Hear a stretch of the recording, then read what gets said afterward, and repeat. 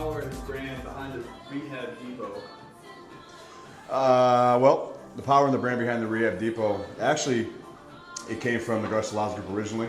When we were general contractors, we were flipping hundreds of properties. And in short order, we were making these properties happen on behalf of investors. So it's just kind of year after year of watching the same problems. Opportunities were missed to make money, or more money than we should have on both sides of the fence, where the investor lost money, the contractor loses money, then you lose trust, and then it becomes a big problem, because at the end of the day, that means that there's no trust there.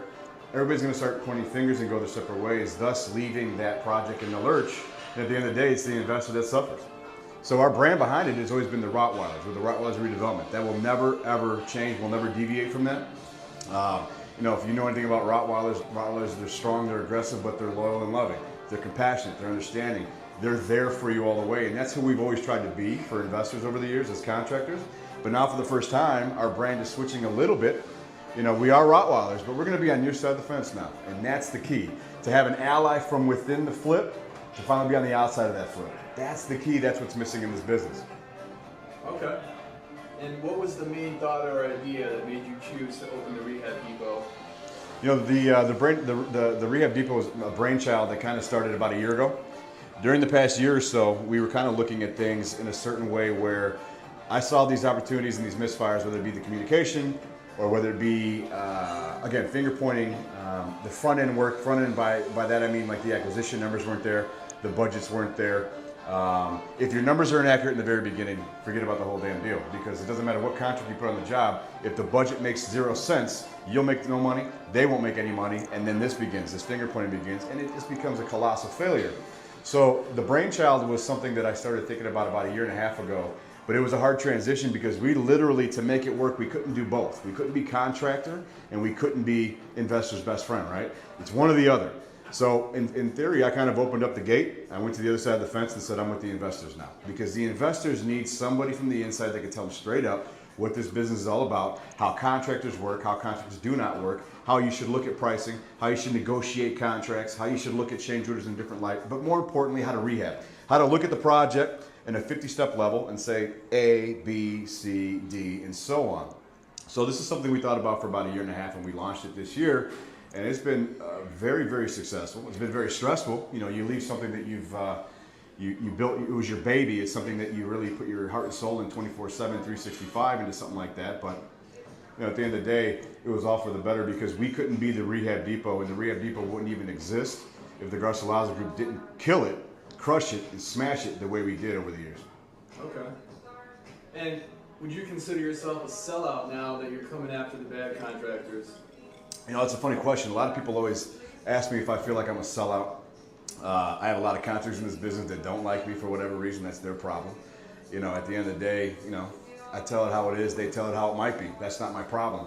But the reality is, the investing world needs the ally, and the ally has to be the contractor. The guys that are in the line of fire, the guys that are in the trenches, the guys that are dealing with the day-to-day monotony of this construction business, there really aren't that many people on the forefront the way I've come to the forefront. So I risked losing a multi-million-dollar business on the construction side to come out of this and say, you know what, I'm gonna be on your side. Let's work together as partners, as consultants, as joint ventures. Let me help you bid these properties and scope them ahead of time so that you know if this is a property you wanna buy. So you know and you have confidence that you're buying the right property and that the budgets are actually accurate. That's the key. There's very few people in this business that can bid a house faster than I can.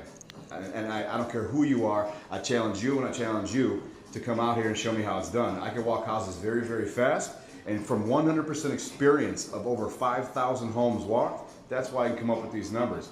And it's a very simple process. I'll walk the home, I look at the project, I call or text the client, I say, yep, your budget was 50, it can be done for 50. Now they, that moment, can call their agent, put that property under contract, it's now theirs. Within 24 hours, I'll send them a breakdown of a scope and a bid. Done. That's a game changer. Those are things that are needed in this business that do not exist. I personally love to do shit that does not exist, because if you tell me it can't be done, I'm gonna do it. I'm gonna flip that shit all day. Okay. And how do you feel that the consulting will help impact investors moving forward? The consulting level of our service package, like I was saying earlier on, is all about, you know, helping them out with the front end, helping them look at the rehab in an objective way. You know, investors, they're very impassioned about their project. I get that, I respect that, but you're not gonna live there. Get over it, right? What is the significance of this chandelier versus this pendant? Personal perception is what it comes down to.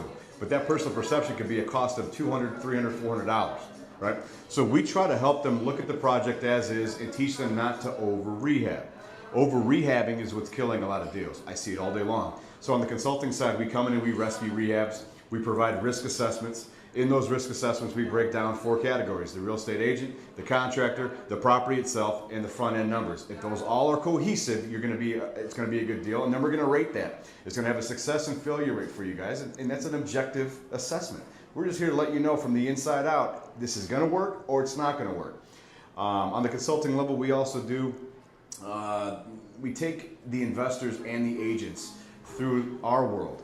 We show them the things that we look at. I help the investors think differently. I help them think like a contractor. If you think like a contractor, then you take the lead. This is your property. This is your equity, right? It's not mine. And I've been trying to stress that over the years. This is not my equity. I have no stake in this. And if your numbers are wrong, that's also not my problem. It's your problem. So we come in with the investor and say, let's look at this objectively. Let's make sure the numbers make sense, because if it doesn't, and you're lending, if you don't understand your lending, we help them understand how hard money lenders work and private lending should work. We help them understand how contractors work and should work. Therefore, they have the tools in their war chest to approach a rehab from A to Z and find success. So they actually work with us hand in hand. They pay us a fee, obviously, to run their projects, but I want them to work with us alongside. So when I ask questions, I want them to actually write those questions down and then ask me later why I ask those questions, whether it be in an interview with contractors, whether it be with an architect, whether it be challenging the contractor or the subcontractor on the job site as to what he's doing, why he's doing it, and how long it's going to take them. Because those are questions that will empower an investor. And at the end of the day, if a contractor doesn't think that their client knows what they're talking about, change order, they're going to take all your money, they're going to pad the estimate, and you're going to lose money. Today, for example, this morning I showed a client exactly how a contractor charged her $35,000 more for nothing. And what I showed her this morning was that you could go through each line item. One of the line items, and I'm not kidding, it was $16,400 for tile. The home is 2,500 square feet. It has 2 bathrooms. $16,000 for tile. She went and was about to get that loan approved for that. Wow. I said, stop it.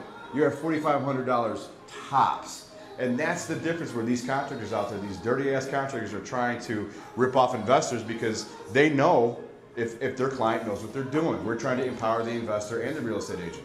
So what would you say is the significance of bridging that gap between contractor and investor? The way to bridge the gap between contractor and investor is to empower and teach, train, and consult, like I was saying and suggesting. The Rehab Depot will help the investor understand what the contractor is doing at all times.